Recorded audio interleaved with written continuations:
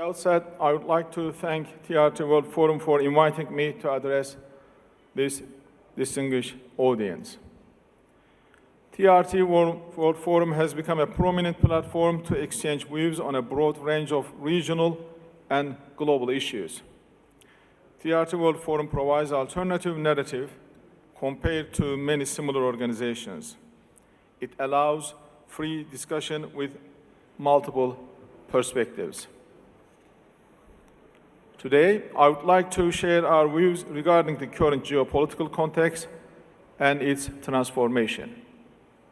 Distinguished guests, the international system faces a multitude of political, military, economic, environmental, technological, and social challenges. Amidst these challenges, we are going through a critical geopolitical and strategic transformation. Strategic and geopolitical competition has intensified. Global politics is characterized by increasing tensions. Polarization is on the rise. The erosion of multilateralism and the rules-based order further deepens this polarization. Mistrust among countries and to the system is growing. This intensifies the search for new alliances and partnerships. As a result, the international security architecture is, as you all know and witnessing, weakening. Global armament is on the rise, particularly in the Middle East, Asia Pacific, and Africa.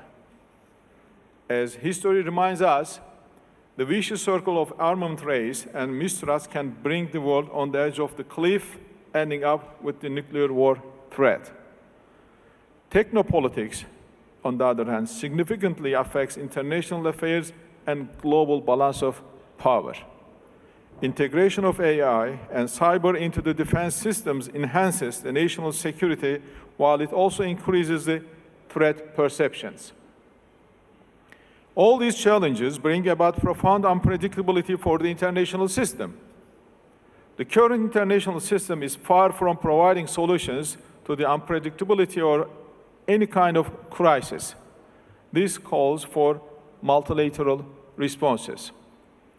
Esteemed guests, given the general overview of the current global dynamics, the international system faces two conventional wars at the same time in different continents, having impact on the rest of the world. And Türkiye is just in the center of these wars. In this fragile geography, Türkiye plays an ever-increasing role to achieve regional peace and stability.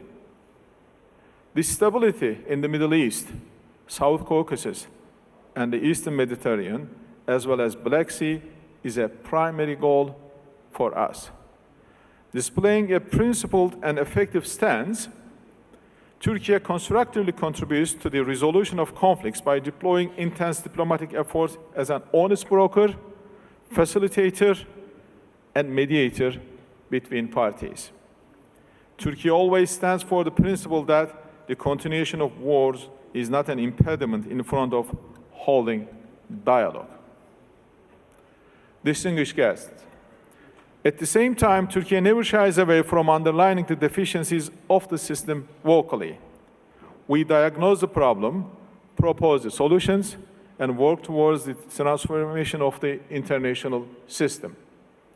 In today's international order, injustices continue in every sphere and unfortunately, this makes the perception of might is right a reality. As a result of this, the current international order doesn't generate peace or stability. It doesn't provide justice or equality. The current impasse in the UN Security Council in case in point, an organization created for the maintenance of international peace and security fails to fulfill its mission. This, in turn, leaves the international system increasingly out of balance, harboring further unpredictability and vulnerability. No order can be sustainable if it is not based on justice. It is time to reconfigure multilateralism towards more effective, responsive, and accountable institutions based on solidarity and equity. Therefore, we must reform and strengthen the multilateral institutions in the political, security, justice, financial, economic fields, and make them accountable. To this end, we support all efforts to render regional and international organizations more effective.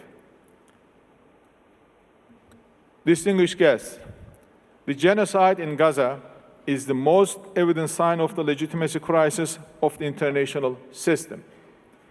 It casts a shadow on the credibility of multilateral institutions.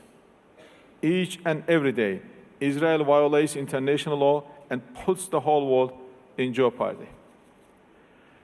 Even as we speak today, more than 44,000 people lost their lives in Palestine. Suffering of Palestinians increases every day at an unprecedented level.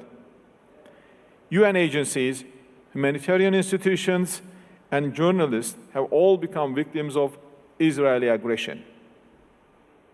This aggression reached the level of directly attacking international organizations.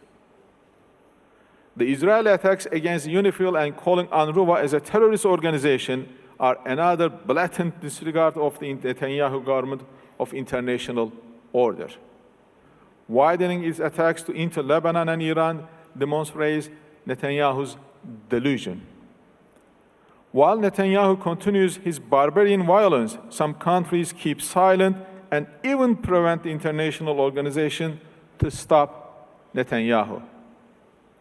This clearly displays the hypocrisy and double standards of the international system. Turkey approaches the Gaza crisis and the war in Ukraine from the same perspective. We have principled position regarding the two wars. However, we do not observe this policy in many countries. We should clearly state this: there is an obvious double standard here. The continuation of the arms and ammunition support to Israel is making this country more aggressive. Therefore, we launched a joint letter initiative on this issue at the UN. Our initiative was supported by 52 countries and 2 international organizations. We call for the international community to immediately increase pressure on Israel to end its attacks altogether. Turkey is also at the forefront of the initiatives to put an end to the genocide in Gaza. Therefore, from the very early days, we put forth regional ownership and formed contact group within OIC Arab League, advocated for the necessity of the two-state solution and the recognition of the Palestinian state. Hence, we managed to change their policies. Those who could not talk about ceasefire now call for a two-state solution. At the same time, we have strongly urged that international law should be upheld and the perpetrators of the ongoing war crimes in Gaza must be held accountable. That is why we intervened in the case at the International Court of Justice against Israel. This reflects Turkey's belief in and respect to international law.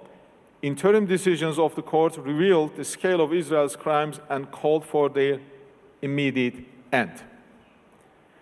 The recent decision of the ICC issuing arrest warrants for Netanyahu and former Defense Minister Gallant is a promising, crucial step in bringing Israeli officials who committed genocide to justice.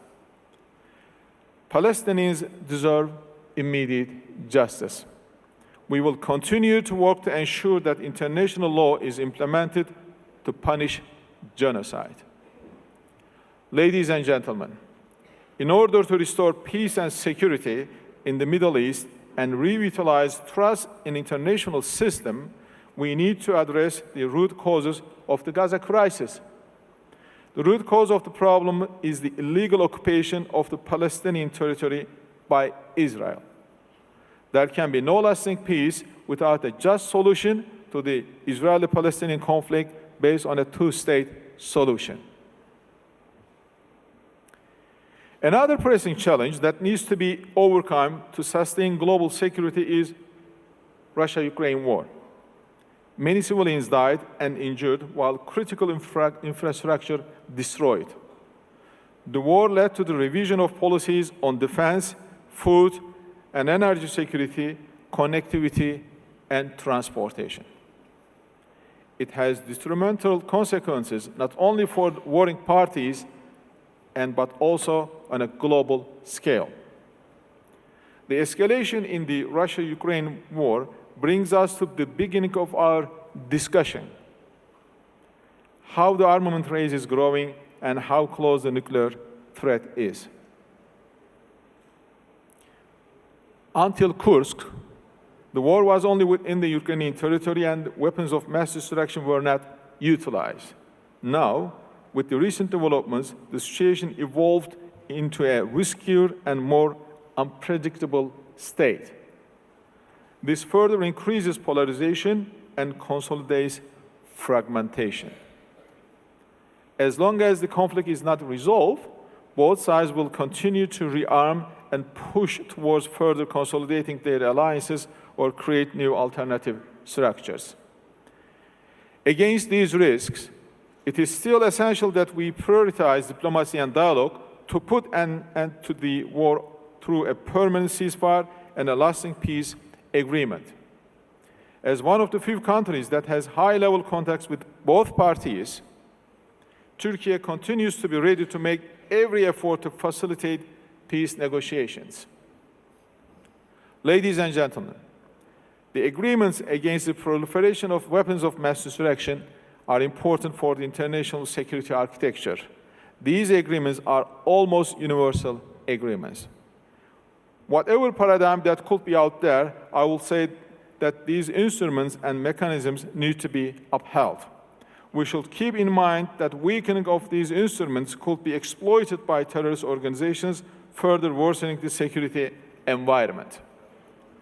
States commit to conventional war or strategic arms control agreements on their own will. As such, the emergence of non-Western paradigms should be a part of universal approaches to the benefit of global security. Whatever it is, Western or non-Western, the main issue is the maintenance of peace and stability.